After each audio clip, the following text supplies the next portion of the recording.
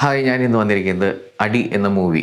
നമ്മൾ ഷൈൻ ടോം ചാക്കോയും അഹന കൃഷ്ണയും കൂടി അഭിനയിച്ച അടി എന്ന മൂവിയുടെ റിവ്യൂ ആണ്.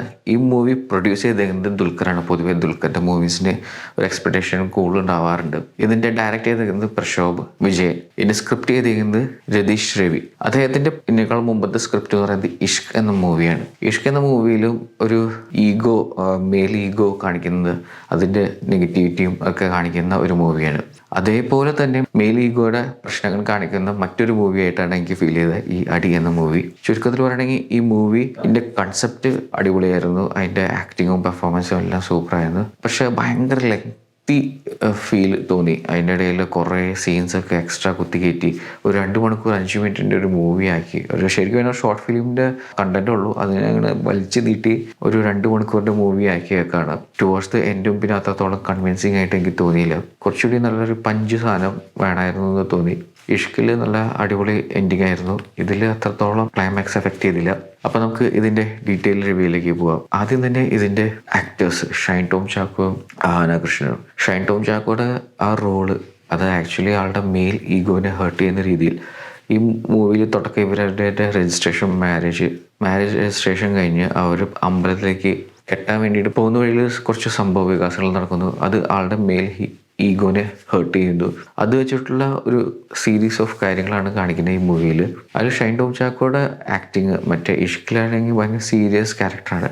പക്ഷേ ഇതിലൊരു എന്താ പറയുക, ഒരു കോമഡി ഫാക്ടറും കൂടി ആളുടെ ആഡ് ചെയ്തിട്ടുണ്ട്. ആൾക്ക് ഇടിക്കണമെന്നുണ്ട്, തിരിച്ചിടിക്കണമെന്നുണ്ട്. പക്ഷേ അത് ചില സമയത്തൊക്കെ കോമഡി ഫാക്ടറായിട്ട് കാണിക്കുന്നത് അത് കുറച്ച് രസമായിട്ട് തോന്നി. അത് ഷൈൻ ടോം ചാക്കോ അത് അടിപൊളിയായിട്ടാണ് അത് ചെയ്തിരിക്കുന്നത് ആ ക്യാരക്ടർ. പിന്നെ അടുത്തത് അഹന കൃഷ്ണയുടെ ആക്ടിങ് ശരിക്കും പറഞ്ഞു കഴിഞ്ഞാൽ എനിക്ക് ഭയങ്കര മെച്യൂറായിട്ട് തോന്നി. ടുവേഴ്സ് ദ ക്ലൈമാക്സും ആൾ നല്ല രസമായിട്ട് തന്നെയാണ് ചെയ്തിരിക്കുന്നത്. സ്റ്റോറിയുടെ കാര്യത്തിൽ മാത്രമേ എനിക്കൊരു ഡ്രോപ്പ് പോലെ തോന്നിയത്. ആ സ്ക്രിപ്റ്റും അത്രത്തോളം എൻഗേജിങ് ആയിരുന്നില്ല, ഭയങ്കര ലെങ്തി ആയിട്ട് ഇങ്ങനെ പോയിക്കൊണ്ടിരിക്കുകയായിരുന്നു. ബാക്കി ആക്ടേഴ്സും അടിപൊളിയായിട്ടാണ് ആക്ട് ചെയ്തിരിക്കുന്നത്. ക്യാമറ വർക്കിന് വേണ്ടിയിട്ട് അത്രത്തോളം കോംപ്ലിക്കേറ്റഡ് സീൻസ് ഒന്നുമില്ല, എന്നാലും കുഴപ്പമില്ല, അത് തന്നെയാണ് എല്ലാം എടുത്തിരിക്കുന്നത്. മ്യൂസിക്, ഗോവിന്ദ് വസന്ത മ്യൂസിക് ഒരു സ്പെഷ്യൽ ആയിട്ട് എനിക്ക് തോന്നിയിരുന്നു. ചില സ്ഥലത്തൊക്കെ നല്ല രസമായിട്ട് കേൾക്കാനും റൊമാൻറ്റിക് സീനൊക്കെ നല്ല രസമായിട്ട് തന്നെ തോന്നി. ആ റൊമാൻറ്റിക് സീനിൻ്റെ കാര്യം പറയുമ്പോഴാണ് ഷൈൻ ടോം ചാക്കോയുടെയും അഹന കൃഷ്ണൻ്റെ കെമിസ്ട്രിയും നല്ല രസമായിരുന്നു. അടിപൊളിയായിട്ടാണ് വന്നിരിക്കുന്നത്. ഇതിൻ്റെ സ്റ്റോറിയിൽ കുറച്ച് കാര്യങ്ങൾ ഇഷ്കിലെ പോലെ തന്നെ കുറച്ച് നല്ല രസകരമായ കുറേ പോയിന്റ്സ് എംഫസൈസ് ചെയ്തിട്ടെങ്കിലും അത് മൂവി ആസ് എ ഷാക്ക് ഭയങ്കര ഡ്രാഗിങ് ആയിട്ട് തോന്നി. ഇതിൽ വേറൊരു ലേഡിയുടെ ഒരു ഡയലോഗൊക്കെ ഉണ്ട്. ഞാൻ നിനക്കെല്ലാം സ്വാതന്ത്ര്യം തന്നിട്ടില്ല എന്ന് പറയുമ്പോൾ ആ പുള്ളിക്കാരി പറയുന്ന ഒരു ഡയലോഗായിട്ട് നിൻ്റെയിലാണോ എൻ്റെ സ്വാതന്ത്ര്യം ഇരിക്കണേന്ന് പറയുന്ന ഡയലോഗ്, അതൊക്കെ രസമായിട്ട് തോന്നി. പക്ഷേ പറയാൻ ഉദ്ദേശിക്കുന്ന കാര്യം അടിപൊളി സാധനമാണ്. അത് എടുത്തേക്കുന്ന രീതി മാത്രം ഒരു കൺവിൻസിങ് ആയിരുന്നില്ല. ഞാൻ ഈ മൂവിക്ക് കൊടുക്കുന്ന റേറ്റിംഗ് 7/10 ആണ്. നിങ്ങൾ ഈ മൂവി കണ്ടതാണെങ്കിൽ നിങ്ങളുടെ അഭിപ്രായം ഇതിൽ മെൻഷൻ ചെയ്യണം. നിങ്ങൾക്ക് ഈ വീഡിയോ ഇഷ്ടമാണെങ്കിൽ ലൈക്ക് ചെയ്യുക, ഷെയർ ചെയ്യുക, സബ്സ്ക്രൈബ് ചെയ്യുക. ഇനി അടുത്ത വീഡിയോയിൽ കാണാം.